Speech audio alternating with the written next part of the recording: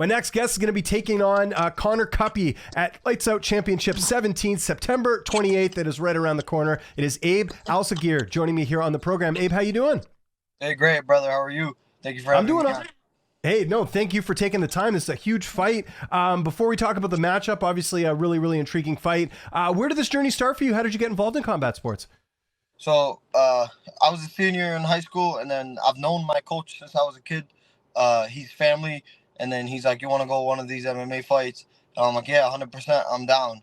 Uh, I went, watched them, and then after that, I was begging him. I'm like, "I want to do this. I want to do this." I left for the military after graduating high school, came back around 3 years ago, and then started training. How much did your military background help your MMA career? Because there's a lot of discipline involved, similar to training for martial arts.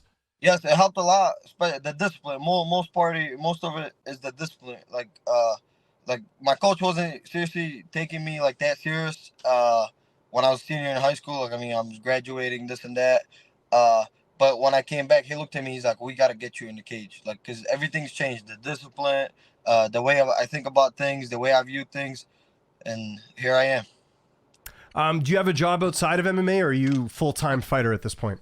Yeah, me and my brother own a construction company. That's what I do. Oh, cool. Okay, that's good. I mean, that must be nice because then you can kind of make your own schedule and kind of balance things a little bit, right? Yeah, so I mean, I can leave anytime I want. I can take off anytime I want, but we still got jobs. We still got all that stuff. But before fights, I take the time off to get ready for fights and all that. So basically, we run it however we want. When will you sort of scale back work? Is it like the week of the fight or the week before? Like, how do you determine that? Probably two and a half weeks before. Okay, cool. That sounds good.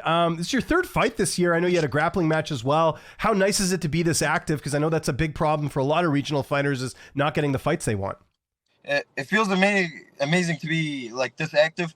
I fought beginning of the year. Then I did two grappling tournaments. One of them was IBJJF, and after that, I won the title.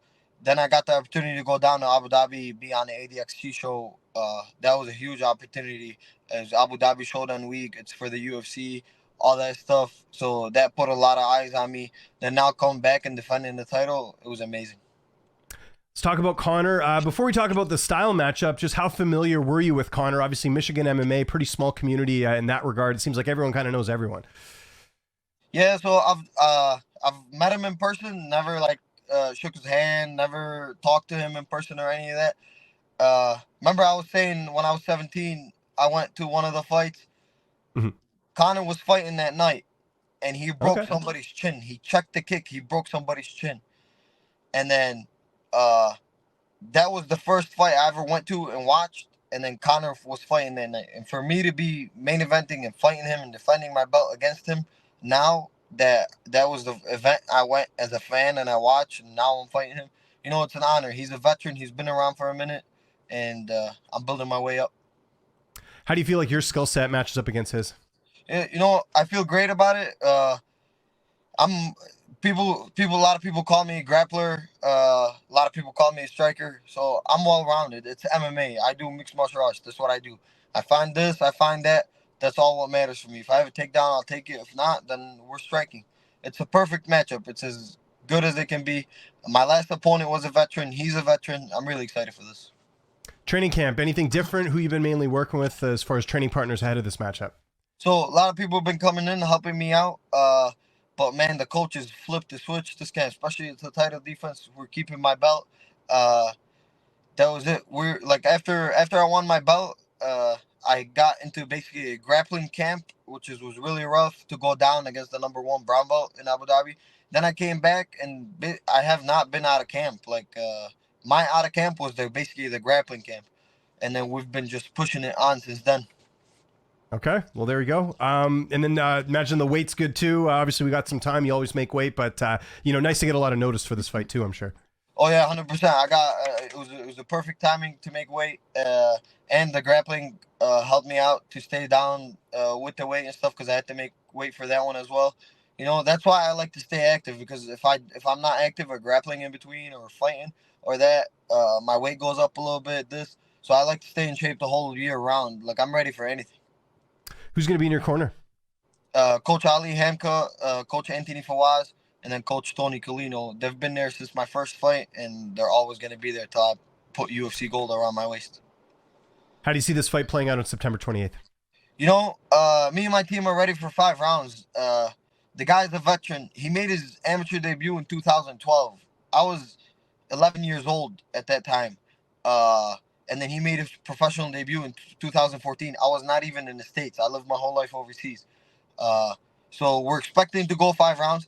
I'm in there. I'm always looking for the finish. I don't say I'm not looking for the finish. If anything opens up, I'll take it. But I'm ready to grind 5 rounds. Is this a UFC audition? I think most people, seeing your record, your age, the way you're finishing fights, one would think that a win here, especially a finish, would get you that UFC call up. My goal, I got asked this question in the last fight, like, are you ready for the big stage? And I said, listen, I'm fighting a veteran. If I go in there and look sloppy, pull off a sloppy win, then no, I'm not. Then if I go in there, he's the veteran, I make myself look like I'm the veteran and then walk out with a win. And that's what happened the last fight. I felt amazing after that. A lot of people had their eyes on me. And after that, I signed with manager Ali Abdulaziz. So for now, to go in there against another veteran, my goal is to walk away, and then people are gonna say, "Why is this kid not signed yet?" That's my goal. Absolutely, yeah. Don't blame me for that. Do you get any downtime? Is it all? I mean, obviously, it's all business. You mentioned basically being in camp since your last fight, the grappling fights. You've got this fight coming up. You get that little bit of time to spend with family. You and your brother, obviously, very close. You have the business. What's downtime looking like these days? I really don't like having any downtime, especially in fight camp. The moment I'm sitting at home or the moment I'm doing this, I'm like, that guy's outworking me, this and that. I got to go out there and outwork him. That's why I like to stay active. My goal is to get to the UFC. That's my goal. So me making it to the UFC, then I'll start having a little bit of downtime because that's around 3 fights a year, all that. Then I'll probably, if there's a grappling match here and there, I'll take it.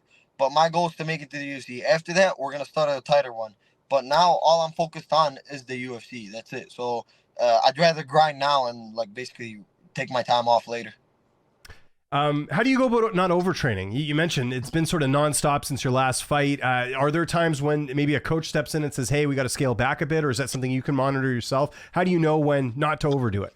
Yeah. So my strength and conditioning coach and my boxing coach Tony Colino, he like manages everything for me. And then like we got weeks that are like laid back weeks, technique. So that'll help me recover a little bit. And we got weeks that's called Hell Week and all that stuff.